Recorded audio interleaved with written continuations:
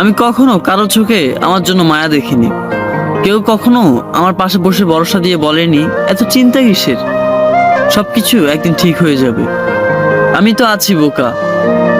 কেউ ভাবেনি কখনো আমার বিষয়ে। কেউ কখনো আমাকে একমাত্র প্রিয় মানুষের তালিকায় রাখেনি।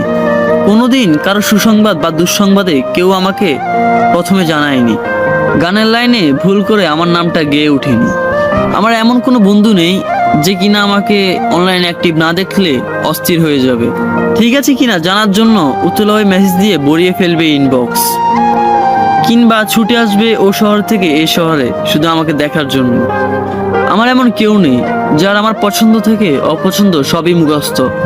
জন্মদিনে সবার আগে উইশ করবে, মন খারাপটা ভালো করে দিবে, গুরুত্বের লিস্টে আমাকে রাখবে সবার উপরে।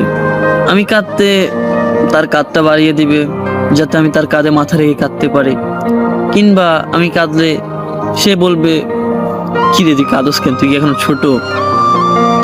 জানেন, এরকম কাউরে পাইনি আমার জীবন। আমি কখনো কারো প্রেমিক হতে পারিনি। আমার জন্য কখনো কেউ বুক পকেটের স্বপ্ন বুনে রাখেনি। আমার অগোছলা চুলে আলতো করে হাত বুলিয়ে দিয়ে বলবে তোমাকে ভালোবাসি।